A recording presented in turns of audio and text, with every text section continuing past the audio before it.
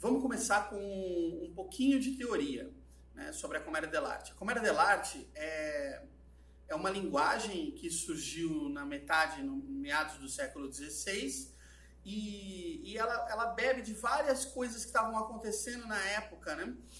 Naquela época você tinha a volta do teatro, né, no começo do século XVI, e essa volta do teatro ela veio muito através da igreja, com os autos, e ela começou a se espalhar pela Europa, isso falando do teatro do Ocidente. E a Commedia dell'arte, ela se caracteriza pelo uso das máscaras, que são máscaras tipos, né? São personagens tipos. A primeira classe de tipos é a classe dos patrões. Então, dentro dessa classe dos patrões está o Pantalone, que é um personagem avarento, é um personagem muito velho, normalmente caquético e libidinoso. Nós temos o Dottore, que é um personagem muito abastado também, né? Como o outro é rico, eles sempre são ricos. Só que o Dottore é uma forma de deixar cômica a questão daquela pessoa que sabe muito e tem aquele saber que só serve para ela. Normalmente esse Dottore, ele é um advogado, algumas vezes ele também pode ser um médico, e nós temos um outro personagem que às vezes está na classe dos patrões, às vezes está em outra classe. Ele é um personagem que coringa muito, que é o Capitano. Às vezes ele tem um empregado e outras vezes ele é só uma piada com o exército, com as forças armadas. E aí nós vamos para a classe dos Zannis, né? Dentro da classe dos Zannis a gente tem os primeiros Zannis e os segundos Zannis. Os primeiros Zannis são inteligentes, eles movem a ação porque são eles que criam os planos. Normalmente eles estão resolvendo os problemas dos enamorados. Dentro desses primeiros Zannis, você tem a Franceschina, ou a Ragonda, que são as personagens femininas. Lembrando que todas as mulheres Zannis, elas sempre são dos primeiros Zannis. Você nunca vai encontrar mulheres nos segundos Zannis. Às vezes elas usam também os primeiros Zannis. Então, às vezes elas conseguem usar, por exemplo, um Brighella, que é um primeiro Zanni masculino, elas conseguem enganar tanto eles quanto os segundos Zannis. Aí o primeiro Zanni masculino é o Brighella, que também é muito esperto e que normalmente abusa do segundo Zanni. E no segundo Zanni a gente tem o Arlecchino. Se eu estou falando dos personagens mais conhecidos, né? Há outros nomes para esses personagens e outras peculiaridades. Por exemplo, você tem um Scaracco, um Rasulo, Pulcinella, eles também estão na classe dos Zannis, né? Mas assim, os conhecidos, né? Os primeiros, assim, os mais conhecidos é o Brighella nos primeiros anos e o Arlecchino nos segundos anos. E a gente tem a classe dos enamorados. Os enamorados, eles estão sempre falando de amor, eles estão sempre sofrendo de amor, eles não usam máscara, eles não têm uma máscara, né? E normalmente você tem a Isabela, né, que é a namorada mais famosa, o nome mais famoso de namorada, normalmente o Felipe é dado também como namorado, e você tem vários nomes para esses enamorados, mas o importante é sempre essa característica do belo, né, do que há de melhor no ser humano. Então essas são as categorias, né, as classes dos personagens de Commedia dell'arte.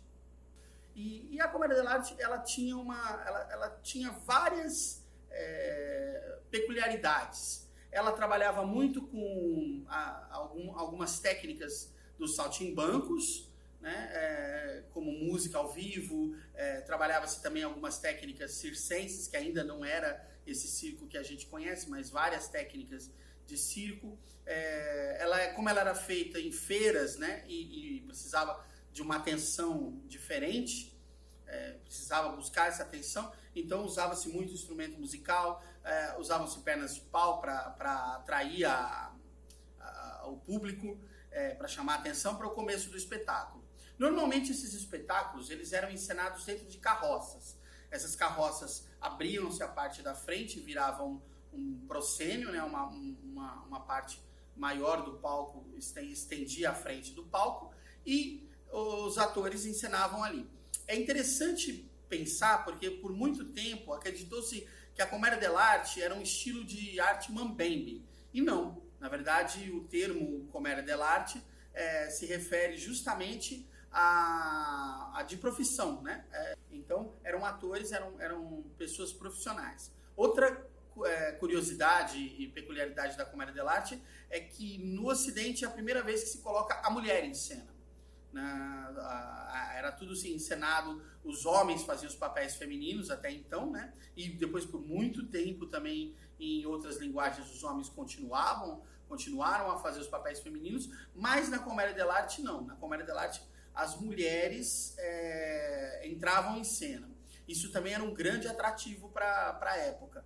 Outra coisa importante de se colocar é que, justamente por essa peculiaridade da mulher estar em cena e ser uma novidade, as mulheres não usavam máscaras, né? Os personagens eram todos mascarados, à exceção dos enamorados e das mulheres, né? Pensar outras coisas que a commedia dell'arte tem de diferente do teatro que a gente conhece hoje é, por exemplo, o uso de canovaccios, que eram os roteiros, né?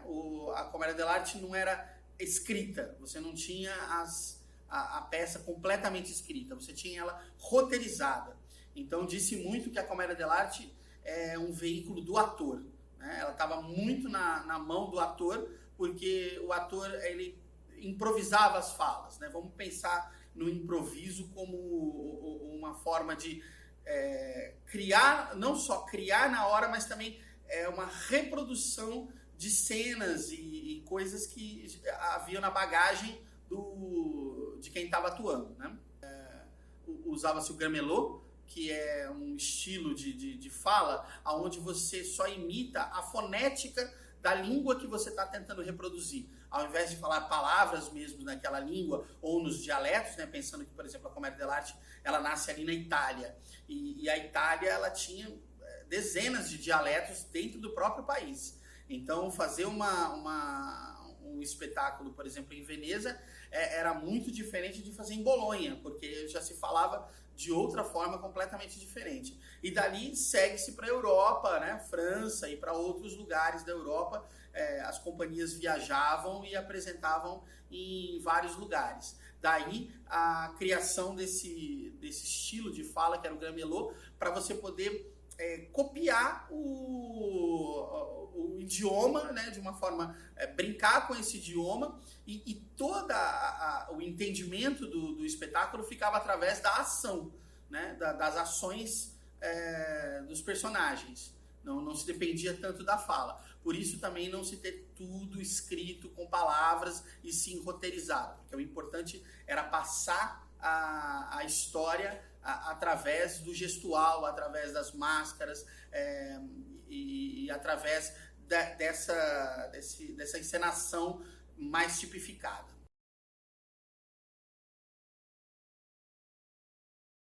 Na commedia dell'arte nós temos os personagens tipo, né? Como eu havia dito, e essa estrutura, essa construção do personagem, ela era feita através de uma máscara. Cada máscara tinha o seu eixo corporal próprio para ser usada. E cada personagem traz dentro da máscara essa guia, né? Esse mapa de como usar o corpo.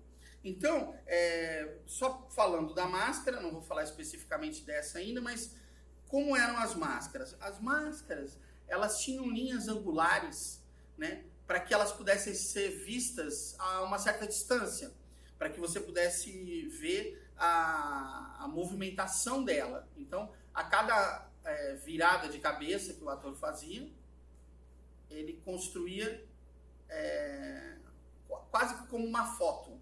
E essa foto podia ser vista graças ao ângulo que essas máscaras eram feitas, né?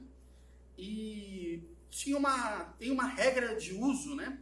A parte inferior da máscara, ela corresponde aos movimentos da pelvis, né? São os movimentos da cintura para baixo. Então, por exemplo, você tem uma máscara como a do Arlequino, que ela tem um movimento em forma de arco, né? Então, os movimentos da parte inferior do corpo, eles acabam sendo mais alongados, né, fazendo esse arco. E a parte superior da máscara, né, que seria aqui a parte da testa e sobrancelha, também é em forma de arco. Então, normalmente isso faz com que os ombros sejam abertos, né, que essa parte toda do personagem fique aberta, né? Então, abre aqui, abre aqui. E também esse movimento sempre ampliado da parte superior do corpo, né? E aí a gente tem o nariz das máscaras, né? Os narizes das máscaras, eles falam muito sobre a sexualidade do personagem. Então, o Arlequino, ele tem um nariz levemente empinado, porque ele tem uma sexualidade muito aflorada, como todos os Zanis, que são os tipos, a classe de tipos que ele pertence.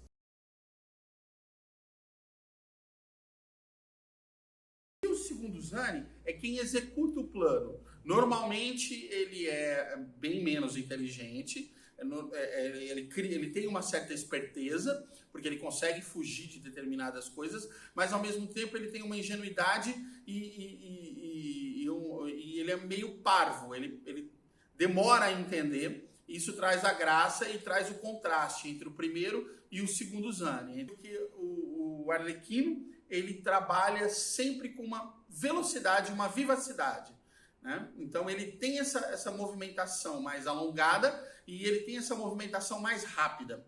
Então por isso essas linhas são sempre subindo, sempre para o alto, né? Também a linha bem alongada aqui na parte superior, que seria a parte da sobrancelha e a testa, traz uma curiosidade. Então ele sempre está curioso, por isso ele está sempre com a sobrancelha para cima. E uma curiosidade do Arlequino é que ele tem esse galinho. Todo Arlequino tem um galinho. E esse galinho, ele tem algumas explicações. Uma delas é que ele sempre apanha, então ele está sempre apanhando dos patrões, por isso ele está sempre com esse galo na testa. E outra explicação é que isso é um chifre cortado. Porque também existe um personagem chamado Relequim, que era um demônio que era feito nos altos, e disse que o Arlequino é um descendente desse demônio, então por isso ele tem um chifrinho cortado. Então existem essas duas possibilidades, essas duas leituras sobre o porquê ele tem esse galinho ou chifrinho. Então, o Arlequino, a parte inferior do corpo dele faz sempre um movimento mais arcado, sempre um movimento amplo, ele sempre se move com amplitude. Dentro do eixo corporal, a gente tem os ombros dele são sempre mais jogados para trás, isso faz com que o peitoral dele fique sempre jogado para frente, porque ele não tem medo, não porque ele é corajoso, mas porque ele é ingênuo. Então ele não percebe o perigo, então ele está sempre de peito aberto para tudo, né, por causa dessa ingenuidade. Então o peitoral dele é completamente aberto para o mundo, né? Ele tem essa inocência dele, faz com que o sexo dele seja quase que anulado. Sempre que ele tem algum desejo sexual, esse desejo sexual é ingênuo, então ele joga o quadril dele para trás, escondendo o sexo, né? E sempre com velocidade.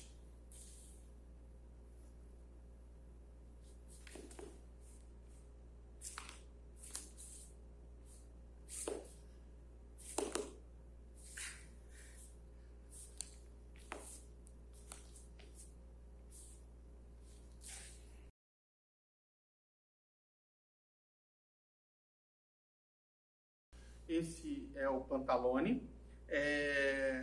O Pantalone, ele é um velho avarento, ele é um velho normalmente seco, porque ele não come e não compra comida para ninguém.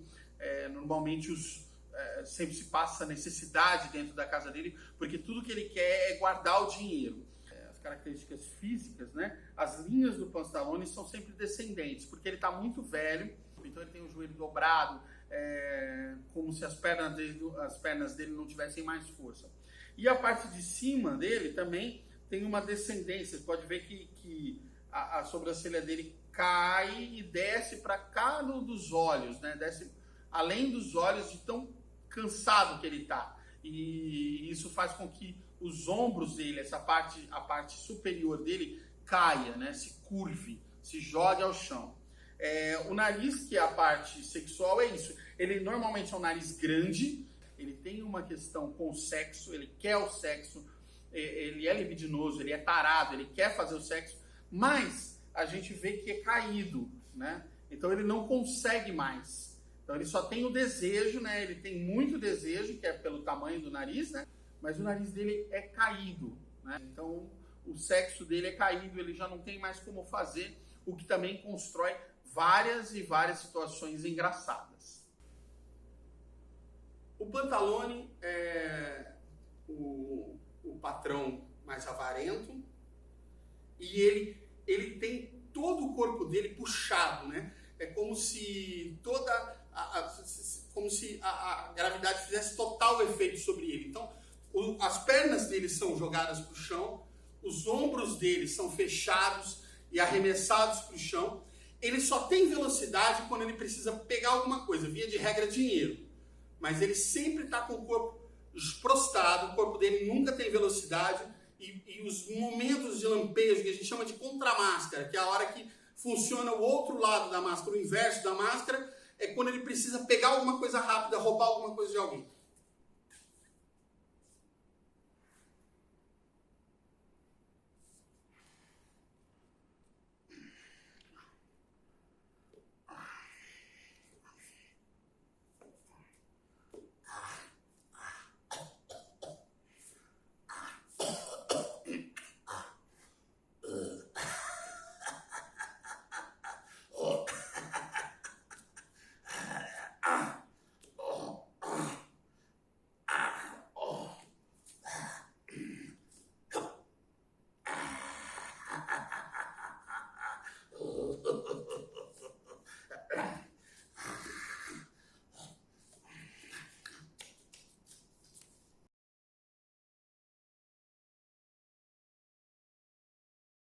O doutor, ele fala muito. Uma das características mais fortes do doutor é a verborragia. Essa fala dele é sempre tirando um sarro em quem detém o conhecimento. Ela é uma meia máscara também, como as outras, mas ela não tem a parte de baixo. Ele normalmente aparece com uma barriga, né? Sempre os atores colocam uma barriga postiça para ele ficar muito gordo, para ele ficar muito abastado. A parte superior dele, ela é jogada para trás. Ela não é nem para cima nem para frente, ela é jogada para trás, porque a barriga vai à frente. O doutor, por não ter essa parte de baixo, né, normalmente ela fica livre para o que você construir na parte de cima. Então ela não tem...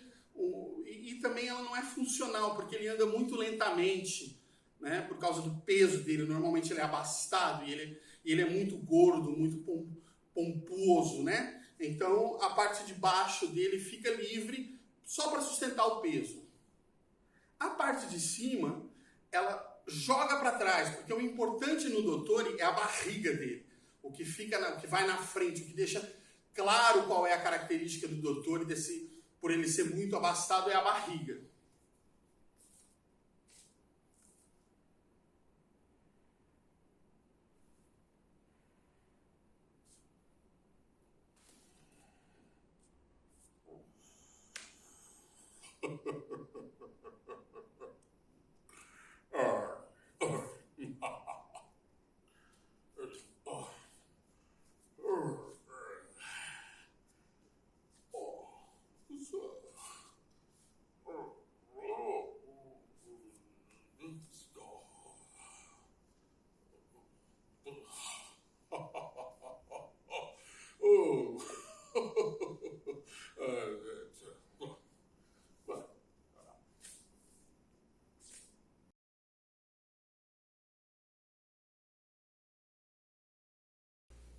O Brighella, né? Ele é do Zannis, né? Ele está na categoria do Zannis. Ele é o primeiro Zanni. Ele quem move toda a ação É ele que resolve o problema. Sempre há um problema para se resolver nos Canovatius e normalmente, assim, via de regra, esse problema passa ou por um Brighella, que é o primeiro Zane masculino, ou por uma Franceschina, que é o primeiro Zane feminino. Lembrando que a Franceschina não tem máscara, então não vou demonstrar ela aqui. Lembrando também que ele só é enganado pela Franceschina. Então o primeiro Zane só é enganado por outro primeiro Zane. Via de regra, a Franceschina engana qualquer primeiro Zane masculino, mas o inverso não acontece. O Brighella, ele tem as linhas muito fortes. Então a parte inferior dele, a parte aqui inferior dele, traz uma força, um peso para o chão.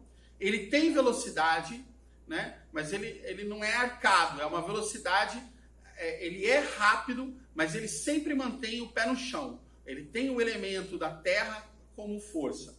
E a parte superior dele, apesar dele arcar um pouco para frente os braços e o tórax ficar um pouco jogado para o fundo, ele traz isso como força. É quase como se ele quisesse mostrar a musculatura dele o tempo todo. E ele tem o nariz, normalmente o nariz dele, ele é avantajado, né? Ele tem ele é levemente avantajado, lembrando que ele não tem nenhuma ingenuidade, ele é absolutamente esperto e consciente.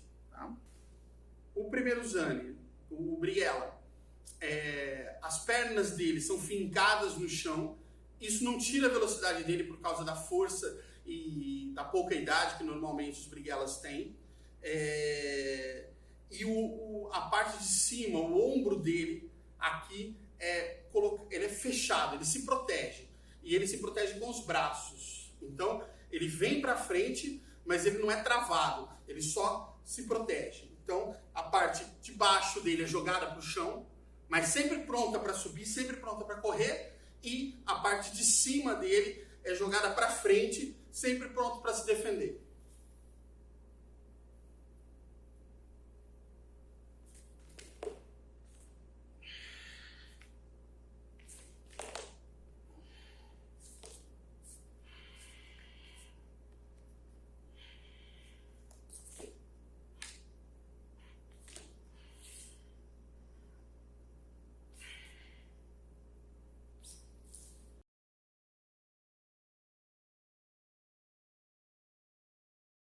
O capitano.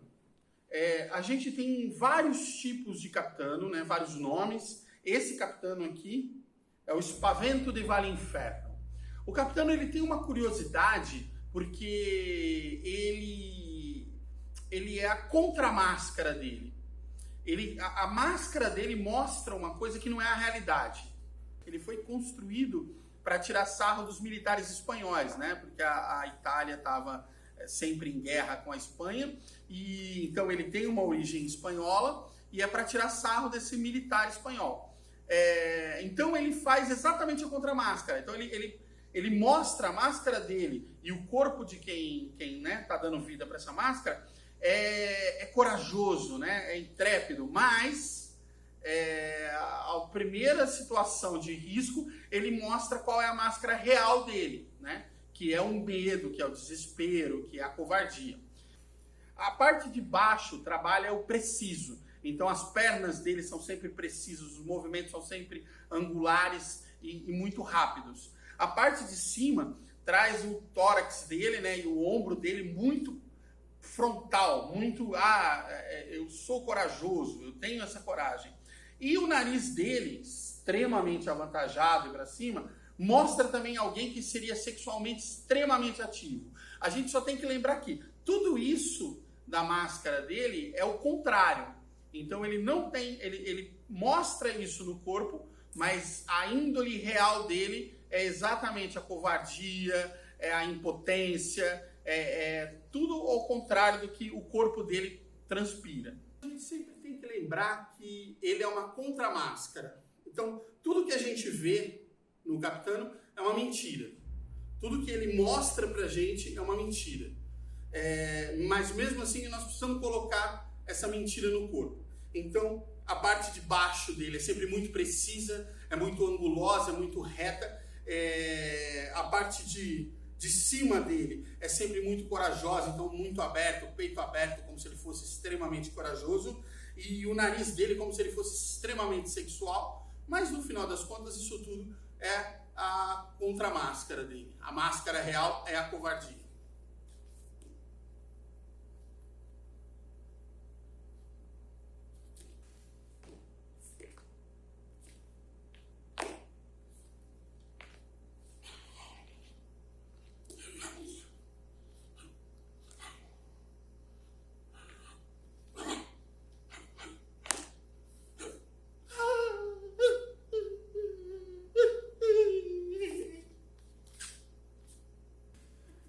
Esse é um recorte sobre a comédia dell'arte, é como se fosse um gostinho para quem quer começar a estudar, começar a entender um pouco dessa técnica, e aí eu recomendo para isso, para se aprofundar na parte teórica, esse livro aqui, A Loucura de Isabella,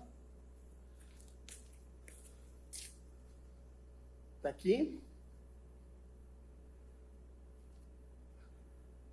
Toda a primeira parte desse livro conta bastante a história da comédia dell'arte, como ela apareceu, como ela se desenvolveu na Europa. E esse livro aqui que é para o ator, que é o Manual Mínimo do Ator.